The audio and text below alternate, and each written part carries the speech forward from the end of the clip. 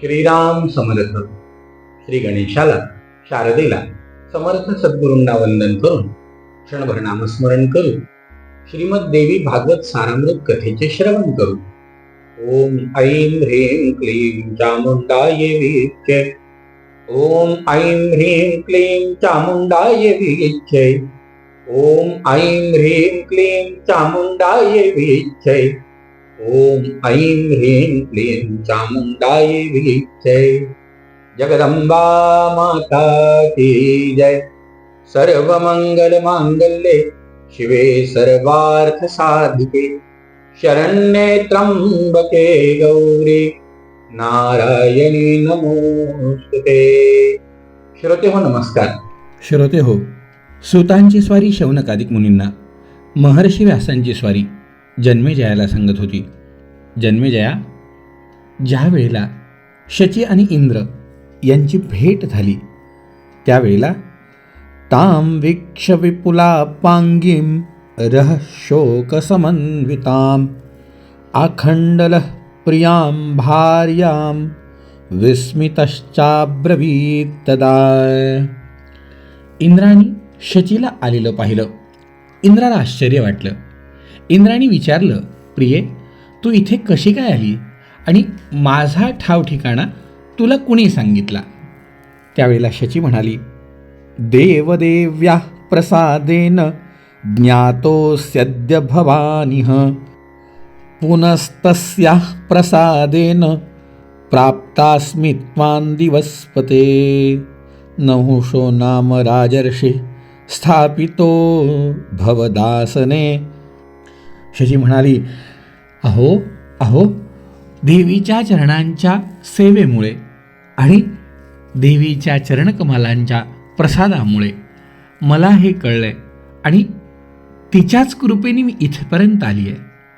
सर्व देवांनी आणि ऋषींनी मिळून नहुष नावाच्या राजाला तुमच्या रिकाम्या पडलेल्या स्थानावर बसवलं. तो म्हणाला की आता तोच इंद्र आहे आणि म्हणून मी त्याची पत्नी समजून सेवा केली पाहिजे.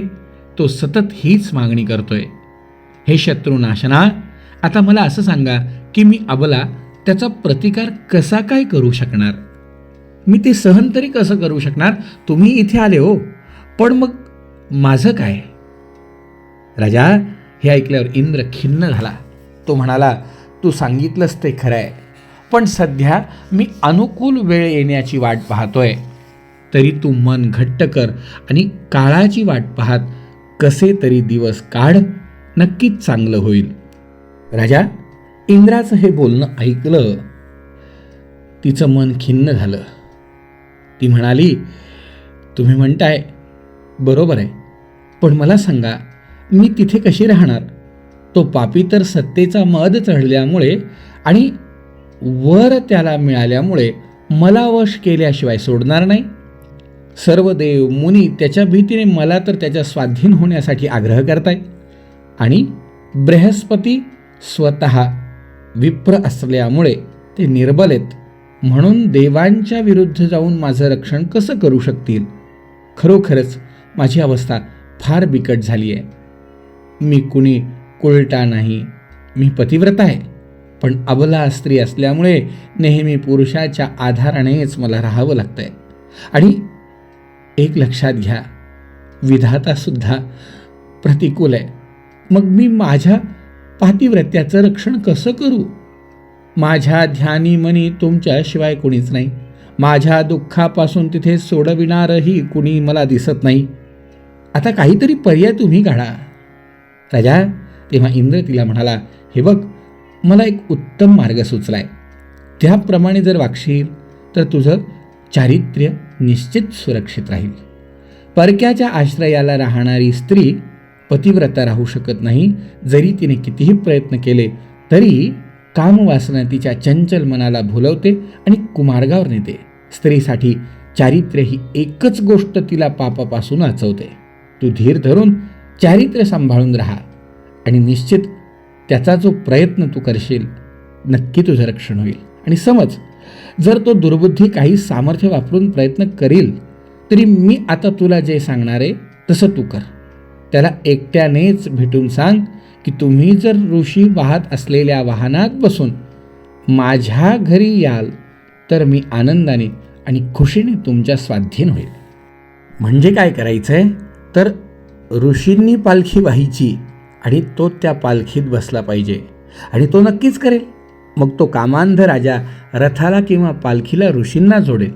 साहजिकपणे असं झालं म्हणजे ऋषी रागावतील आणि त्याला शाप देऊन जाळून टाकतील. आणि अंबा भगवती तुझ्या पाठीशी आहेच. ती पाठीशी आहे म्हणल्यावरती तिचं स्मरण करणाऱ्याला चिंता करण्याची गरज नाही. तिचं स्मरण करणाऱ्याला ती पाठीशी असल्यावरती कोणतीही काळजी करण्याची संकटाची अजिबात गरज आणि भीती दोन्हीही नाही. आणि जर कठीण प्रसंग आलाच तरी तो आपल्या भल्यासाठीच असणारे हे समज. तेव्हा तू गुरु उपदेशाप्रमाणे मणिद्वीपवासिनी देवीचीच सेवा चालू ठेव. महर्षी व्यास म्हणाले, राजा, अशी इंद्राने सांगितलेली युक्ती ऐकल्यावर इंद्राणी परतून गेली आणि मग एकदा नहुषाच्या भेटीला गेली. ती स्वतःहून आल्यामुळे नहुषाला पराकाष्ठेचा आनंद झाला. तो तिला म्हणाला, हे सत्यवचनी कामिनी, मी तुझा दास आहे, कारण तू माझं ऐकलंय म्हणून मी खरोखरच सांगतो की मी तुझ्या अधीन झालोय. हे सुलोचने, तू आता तुझी जी इच्छा असेल ते सांग, ती इच्छा मी नक्की पूर्ण करील. राजा शची त्याला म्हणाली, महाराज, आपण काहीही करण्यास समर्थ आहात. यावेळी माझ्या मनातील इच्छा मी सांगते, ती जर पूर्ण केलीत तर मग मी सर्वार्थाने तुमची होईल. एवढी गोष्ट तुम्हाला मुळीच अशक्य नाही. वा. नहुष म्हणाला, अगं चंद्रमुखी, तू अगोदर सांग तर खरी, मग मी ते कसे पूर्ण करतो बघ. अगं, तुला ते पूर्ण करून दाखवतोच. जे अशक्य आहे तेही मी तुला शक्य करून दाखवेल. इंद्राणी म्हणाली, पण तुमच्याकडून ती मागणी पुरी होईल किंवा नाही याबद्दल मला अद्याप खात्री वाटत नाही. पण जर तुम्ही शपथ घ्याल, जर तुम्ही प्रतिज्ञा कराल आणि मला वचन द्याल तरच मला ते खरं वाटेल. या पृथ्वीतलावर सत्यवचनी असा कुणी सापडेल हे दुर्लभच आहे. तरीही जर शपथपूर्वक माझा मनोरथ पुरविलात तर मग मी अगदी तुमची आज्ञाधारकच असेल, यात अजिबात शंका नाही. राजा, हा नहुष आधीच इतका अधीर झालेला होता. तो त्या असं म्हणतात ना, कामातुराणाम न कामातुर झालेला होता. मग काय, अगं माझा शब्द बदलत नसतो तरीही ऐक. माझे दान धर्माचे आणि यज्ञ यागांचे जे पुण्य माझ्या गाठीशी आहे त्याची शपथ घेऊन वचन देतो की तुझी इच्छा पूर्ण करीन. शची मनात खूप आनंदी झाली आणि राजा ती बोलू लागली, हे पहा, इंद्राचे वाहन आहे उच्चैश्रवा घोडा आणि ऐरावत हत्ती. विष्णू परमात्म्यांचे वाहन आहे गरुड. यमदेवतेचे वाहन आहे रेडा. महादेवांचे वाहन आहे बैल. तर ब्रह्मदेव हंसावरती बसतात, कार्तिक स्वामी मोरावर, गणपती उंदरावर. हे तर सगळ्यांनाच माहिती आहे. पण यापैकी कुणीही न बसलेलं वाहन, कुणाजवळही नसलेलं अशा अपूर्व वाहनावर मी तुम्हाला पाहू इच्छिते. तेव्हा असं करा की तपस्वी ऋषींनी तुमचं वाहन व्हावं. तुमची पालखी खांद्यावरून त्यांनी व्हावी आणि तसं येताना तुम्हाला पाहावं अशी माझी इच्छा आहे. कारण तुम्हाला मी सर्व देवांपेक्षाही श्रेष्ठ मानते आणि यामुळे तुमचे तेज आणि कीर्तीसुद्धा आणखीन वाढेल असंही मला वाटतं. श्रोते हो, महर्षी व्यास किंचित हास्य करून म्हणाले, राजा, तिचं ते विलक्षण मागणं ऐकल्यावर तो महामूर्ख नहुष हसला. देवीच्या मायेने भूल पडल्यामुळे विचार न करता तो बोलला, हे कमनीय बांध्याच्या प्रिये, खरोखरच हे वाहन अद्भुत असेल. सुकेशी, आता मी लवकरच तू म्हणती त्या वाहनावर बसून तुझ्याकडे येतो. हे सुहासिनी, मुनिजनांना वाहन बनविणं हे एर्या गवाळ्याचं काम नाही. मी मुनिजनांनी उचललेल्या पालखीतून तुझ्याकडे येईल तेव्हा माझा पराक्रम आणखीनच उठून दिसेल, यात संशय घ्यायला जागाच नाही. सप्तर्षी आणि देवर्षी मला सर्वश्रेष्ठ मानून पालखीत वाहून आणतील हे निश्चित आहे. महर्षी व्यास म्हणाले, जन्मेजया, नृपती नहुषाने इंद्राणीला निरोप दिला आणि ऋषींना बोलावून पाठविलं. सर्व ऋषी आले तेव्हा तो मोठ्या आढ्यतेने बोलला, अहो ब्राह्मण हो, सांप्रत सर्व देवांचा सर्वशक्तिमान असा राजा इंद्र मीच आहे. तेव्हा कोणत्याही प्रकारचे आढेवेढे न घेता माझी आज्ञा पाळा. मी इंद्रपदावर असून सुद्धा ती इंद्राणी माझ्यापाशी मात्र येत नाही आहे. ती माझ्या अधीन होत नाही आहे. मी तिला बोलावली तेव्हा माझं मनोगत ओळखून तिने प्रणाम केला आणि बोलली आहे की मी मुनी वाहन असलेल्या पालखीत बसून तिला घेऊन यावं. तेव्हा असं करणं ही गोष्ट खरोखरच अनुचित आहे. पण जर आपण माझ्यावर दया कराल तर ते शक्य होईल. तरी मजवर एवढे उपकार करा. आणि माझे मन इंद्रपत्नीवर गेले आहे आणि कामाग्नीमध्ये मी पोळतोय, तेव्हा तुम्ही मला आधार द्या आणि ही माझी विचित्र मागणी पूर्ण करा. अगस्ती आदी प्रमुख ऋषींनी त्याचे ते उद्धटपणाचे आणि अपमानकारक बोलणे ऐकले. राजा आणि अटळ असे पुढील विधी लिखित अंतर्ज्ञानाने जाणलं. मग त्या ऋषींनी नहुषाला होकार दिला. त्यावेळी नहुषाला मोठा आनंद वाटला.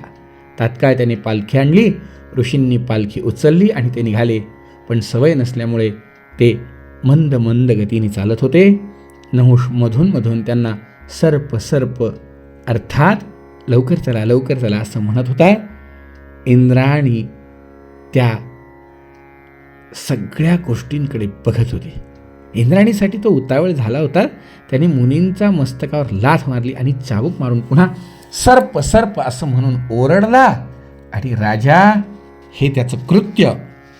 राजा लोपामुद्रेचे पती आणि वातापी राक्षसाला खाणारे अगस्ती यांना त्या अपमानामुळे संताप आला आणि त्यांनी वेदनेमुळे तात्काळ शाप दिला. अरे दुराचार्या, तू सर्प सर्प म्हणून आम्हाला मारतोस तर तूच घोर अरण्यात अजगर होशील आणि हजारो वर्ष फिरत राहशील. जेव्हा तुला युधिष्ठिर भेटेल आणि तुझ्या प्रश्नांची उत्तर देईल तेव्हाच तू मुक्त होशील आणि पुन्हा स्वर्गात येशील. राजा, मुनींची क्षमा मागण्याचा नहुषाने खूप प्रयत्न केला, पण क्षणार्धात तो पृथ्वीवर एका अरण्यात भला मोठा अजगर होऊन पडला. तात्काळ बृहस्पतीने जाऊन इंद्राला तो वृत्तांत सांगितला. तेव्हा त्यालाही आनंद वाटला. त्यानंतर सर्व ऋषीमुनी आणि देव मानस सरोवराजवळ गेले. तिथे इंद्राची समजूत काढून त्याला आणून पुन्हा इंद्रपदावरती आरूढ करते झाले. इंद्राणी पुन्हा सुखात रममाण झाले. राजा, महर्षी कामरूप असुर सम्राट विश्वरूपाच्या हत्येमुळे अशा प्रकारे दारुण यातना भोगल्यानंतरच देवीच्या कृपेने इंद्राला पुन्हा स्वतःचे स्थान प्राप्त होऊ शकले. तुझ्या प्रश्नाप्रमाणेच वृत्रासुराच्या वधाची सविस्तर कथा ही अशी आहे. जीव जसं कर्म करतो तसं फळ त्याला नक्कीच भोगावं लागतं. कर्म चांगलं असेल वाईट असेल, फळही चांगलं वाईट असणारच आहे. त्याला ते फळ भोगावंच लागणार आहे. या न्यायाने इंद्राने सुद्धा ब्रह्महत्येचं फळ उपभोगलं. हे ऐकल्यावरती महर्षी व्यासांना जन्मेजयानी पाप आणि पुण्य याविषयी अनेक प्रश्न केले. त्या प्रश्नांची उत्तर ऐकूया उद्याच्या भागामध्ये. जय जय रघुवीर समर्थ.